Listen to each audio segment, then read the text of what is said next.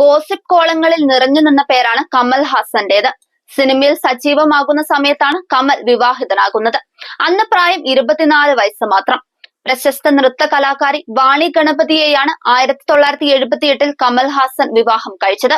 ഇരുവരുടെയും പ്രണയ വിവാഹമായിരുന്നു.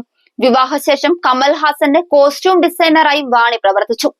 10 വർഷങ്ങൾക്ക് ശേഷം ഇരുവരും തങ്ങളുടെ ബന്ധം നിയമപരമായി വേർപിരിഞ്ഞു.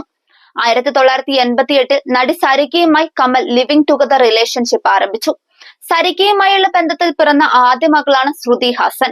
ശ്രുതി ജനിച്ച ശേഷമാണ് ഇരുവരും നിയമപരമായി വിവാഹിതരായത്. ഈ ബന്ധത്തിൽ അക്ഷര എന്ന മക്കളുമുണ്ട്.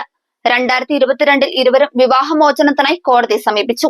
2004 ഈ ബന്ധം നിയമപരമായി പിരിഞ്ഞു. രണ്ടാം വിവാഹബന്ധം പിരിഞ്ഞ ശേഷമാണ് നടി ഗൗതമിയുമായി കമൽ ഹാസൻ അടുക്കുന്നത്.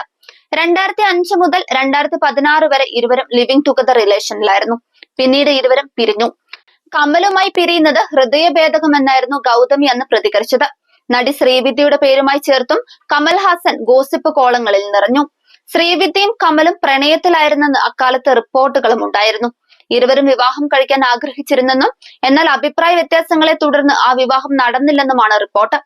2018 രാഷ്ട്രീയത്തിൽ സജീവമാകുന്നതിനിടെ കമൽ ഹാസനെ നിശ്ചിതമായി വിമർശിച്ച് ഗൗതമി രംഗത്തെത്തിയിരുന്നു.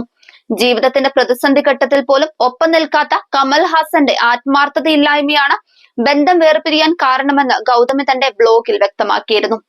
Past is past and they are the reasons for it എന്ന തലക്കെട്ടോടെയാണ് ഗൗതമിയുടെ കുറിപ്പ് അന്ന് വന്നത്.